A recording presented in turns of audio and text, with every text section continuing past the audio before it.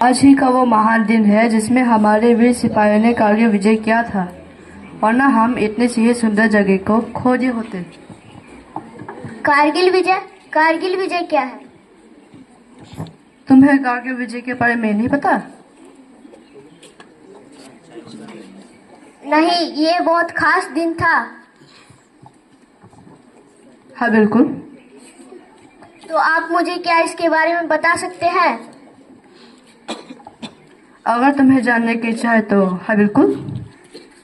भाइयों, इन्हें क्या पता होगा? ये इन सब इंस्टाग्राम यूट्यूब के जमाने के बच्चे, तो इन्हें मोबाइल से फुर्सत मिले ना तो ना समझे। आप लोग को तो हर बात पे मोबाइल ही दिखाई देता है। सबको जानना जरूरी थोड़ी ना है। आप बताइए कारगिल युद्ध क्या है? सुनो, वैसे तो पाकिस्तान ने इस युद्ध की शुरुआत मई 3, 1999 की करवा ली थी, जिसमें कारगिल के ऊंचे पहाड़ियों में 3000 सैनिक के साथ छुप बैठकर कब्जा जमा लिया था। जब इस बात भारत तक पहुंची तो सेना को डालने के लिए ऑपरेशन विजय चलाया गया। ऑपरेशन विजय, जिसमें बम और रॉकेट का इस्तेमाल किया गया था? हाँ, हो सकता है। तुमने सुना है, इस युद्ध के बड़ी संख्या में रॉकेट और बमों का इस्तेमाल किया गया और इन दौरान 2 लाख और 5,000 गोले दागे गए और वही 5,000 बम फायर करने के लिए 3,000 से ज्यादा मोलोतोपों और रॉकेटों का इस्तेमाल किया गया। युद्ध के 17 दिन के बाद हर प्रति मिनट में 1 राउंड फायर किया जाता था। वायुसेना ने पाकिस्तान के खिलाफ मैक 27 और मैक 29 का इस्तेमाल किया और ये काफी ही खतरनाक युद्ध रहा। इस युद्ध में हमारी भी क्षति हुई थी। बेशक, हमने काफी कुछ खोया है। जवान लड़के जिनके शादी तक नहीं हुई थी, उन लोगों ने जान गंवाया था। कैप्टन विक्रम बत्रा, लांस नायक विजेंद्र सिंह, बलवान सिंह और ना जाने कितने ही शहीद हुए। क्या इसमें लड़कियां नहीं थी? थी, बिल्कुल थी। वायुसेना में 2 पायलट गुंजन सक्सेना और एक थी जिनके मुझे नाम याद नहीं है, लेकिन ये एक जानकारी है कि हमें इनसे ज्यादा और मालूम होना चाहिए। धन्यवाद।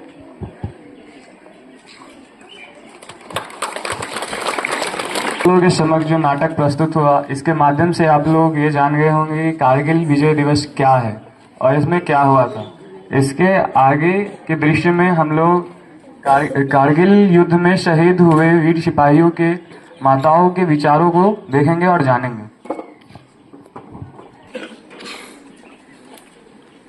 मैंने सुना है कि आपका लड़का ने भी भारतीय सेना की परीक्षा में पास की है।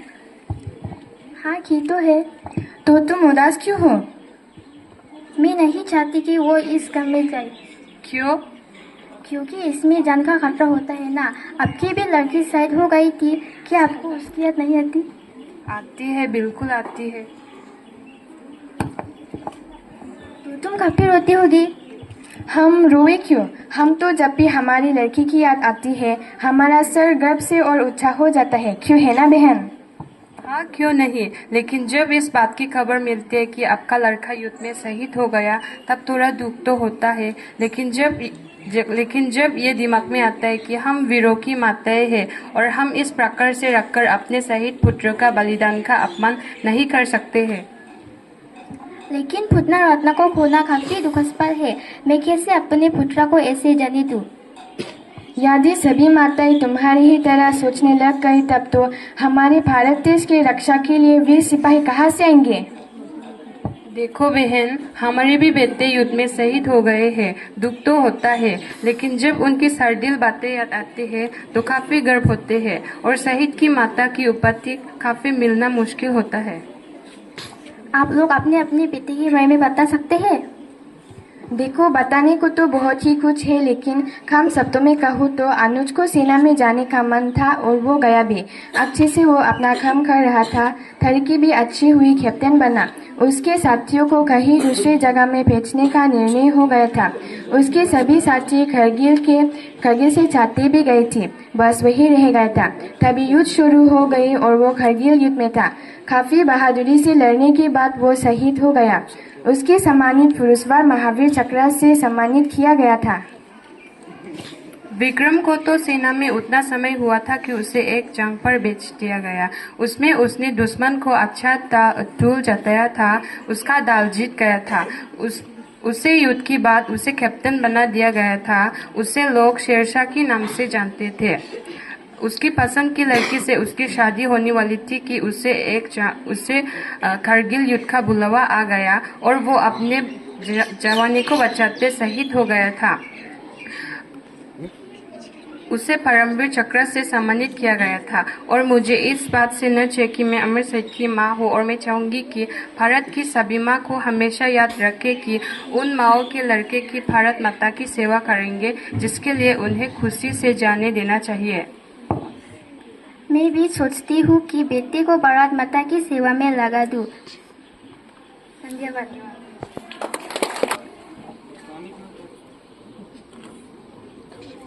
ने क्या खूब कहा है, किसी गजरे की खुशबू को महकता छोड़ आया हूँ, अपनी छोटी सी चिड़िया को चहकता छोड़ आया हूँ। अपने गले से लगा लेना है भारत माँ, अपनी माँ के बाहों को सोना छोड़ आया हूँ।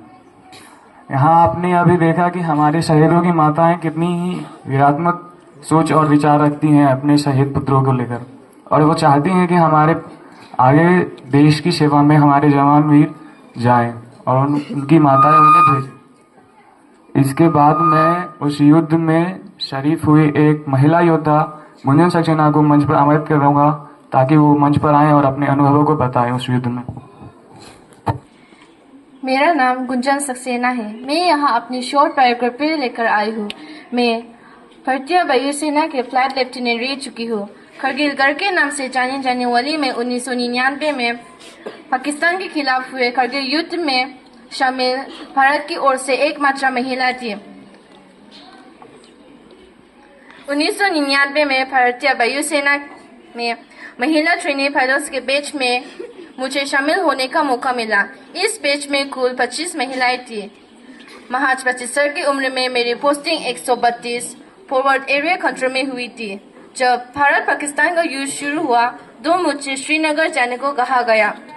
उस दौरान श्रीनगर में 4 हेलीकॉप्टर और 10 पायलट्स का दल तैनात था। मुझे युद्ध में घायलों को बचाने के लिए जिम्मेदारी दी गई। मैं बिना कपड़े और किसी हथियार के बिना ही कई जवानों को सुरक्षित अस्पताल पहुंचाया। मुझे इसके लिए शौर्य पुरस्कार से सम्मानित किया जा चुका है। मैं जिस समय वायुसेना में थी उस समय के हिसाब से अभी 2 लड़कियां थोड़ी बहुत है, लेकिन फिर भी मैं भारत की बेटियों को सेना में भागीदारी लेने का आह्वान करती हूँ। हम लड़कियां वो सभी काम कर सकते हैं जो कि एक लड़का करता है। ये हमें सीख करके रहना है और आगे जाके शहीदों के अनुपात में बेटियां आगे होनी चाहिए। जय हिंद, जय भारत। आप लोगों के समक्ष जो नाटक प्रस्तुत किया गया, इससे आप लोग ये तो जान गए होंगे कि कारगिल विजय दिवस क्या है और क्यों मनाया जाता है, और इसके साथ साथ आपको कारगिल युद्ध के विषय में बहुत अधिक जानकारी हो गई होगी। ये विषय हमारा इतिहास से संबंधित है, इसलिए मैं चाहूंगा कि धन्यवाद प्रस्ताव के लिए हमारे इतिहास शिक्षक श्री शिवम गुप्ता सर मंच पर आए। शिक्षक साथी और प्यारे बच्चों, सुप्रभात। आपने नाटक देखा अभी जो, पहले तो इन सब के लिए एक बार बहुत अच्छा क्लैप कर दीजिए। काफ़ी इंफॉर्मेटिव और काफ़ी नए तरीके से नाटक को प्रस्तुत किया गया। एक छोटा सा करेक्शन है जो मैं कर दूं। गुंजन सक्सेना अभी भी जीवित है। 2008 में जब वो रिटायर हुई तब परमानेंट कमीशन नहीं होता था विमेंस का, आर्मी में अब होने लगा है इंडियन एयरफोर्स में, तो वो अभी भी हैं। वो अमर शहीद नहीं है, एक लिविंग लेजेंड है। और उन 2 महिलाओं में से थी जिन्होंने वो उन घायलों को उड़ाया, घायलों की सहायता की। मैं बहुत ज़्यादा समय ना लेते हुए सिर्फ 2-3 बातें आपको बताना चाहूँगा। आपने कैप्टन विक्रम बत्रा की माँ का किरदार यहाँ सुना, कैप्टन अनुज नायर की माँ का किरदार यहाँ सुना। मुझे ये सौभाग्य प्राप्त हुआ कि मैं अनुज नायर की मां से मिल सकूं। कैप्टन अनुज नायर, दिल्ली में एक कॉलेज है जिसका नाम है आर्मी पब्लिक स्कूल धौला कुआं। वो वहां से पढ़ते थे और इत्तेफाक से जिस कॉलेज से मैं पास आउट था वहां के वो पढ़ने वाले थे। तो एक बार उनके मम्मी और पापा को बुलाया गया, तो हमने जब उन्होंने बोलना शुरू किया तब पता लगा कि जिसे आप आज सिर्फ एक डेट के रूप में मना रहे हैं वह कितना मुश्किल था। मैं आपको ले चलता हूं 3 से 5 मई 1999 के बीच में। कारगिल जो जगह है वहां पे ऊपरी क्षेत्रों में कोई भी बॉर्डर ऐसे मार्क नहीं किया जा सकता। इतनी ज्यादा स्नोफॉल होती है कि बॉर्डर वहां पे ढक जाता है। तो पाकिस्तान ने हमारे 5 सैनिकों को बंधक बना लिया, उन्हें प्रताड़ित किया और उन्हें मार दिया। इससे ऑपरेशन विजय की शुरुआत हुई, जिससे आपको बताया गया। ऑपरेशन विजय इतना मुश्किल ऑपरेशन इसलिए था क्योंकि हम लगभग 14,000 फीट नीचे थे। जहां पे पाकिस्तान सैनिक थे 14,000 फीट नीचे थे। अगर वो एक पत्थर भी फेंकते थे तो 30 गुना स्पीड से आता था। अगर वो सिर्फ एक पत्थर लुढ़का देते थे ऊपर से, एक कोई भी चीज ऊपर से गिरा देते थे। लेकिन हमारे सैनिकों ने ना सिर्फ अदम्य साहस का परिचय दिया, बल्कि हमने 26 जुलाई 1999 को, जिसे आज हम कारगिल दिवस के रूप में मना रहे हैं, एक हिल है टाइगर हिल, उस पर कब्जा किया। और जैसा आप सुन रहे थे कैप्टन विक्रम बत्रा को, जिन्हें हम प्यार से कहते हैं शेरशाह, आप लोग बहुत इस हिसाब से छोटे हैं और मुझे लगता है कि आप इस बारे में जानते भी कम होंगे। मैं 2-3 मूवीज का नाम लेता हूं, आपने जरूर देखी होगी। एक मूवी आई थी शेरशाह, देखिए, वो कैप्टन बत्रा के ऊपर बनी हुई है। कैप्टन बत्रा, जैसे उनकी माँ अभी बता रही थी कि उनकी पसंद की लड़की से उनकी शादी तय हो गई थी, तो कैप्टन बत्रा का उस मूवी में डायलॉग है और रियल लाइफ में भी डायलॉग है कि मैं या तो तिरंगा फहरा के लौटूंगा या तिरंगे में लिपट कर आऊंगा, लेकिन आऊंगा जरूर। आपने दूसरा, एक कैप्टन मनोज पांडे का नाम है।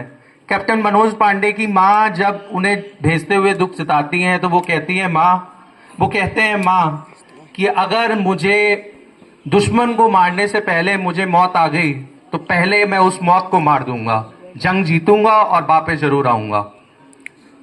आप इन तीनों एंगल से एक देख सकते हैं कि कोई बच्चा है, उसे आज विजय गाथा के बारे में नहीं पता।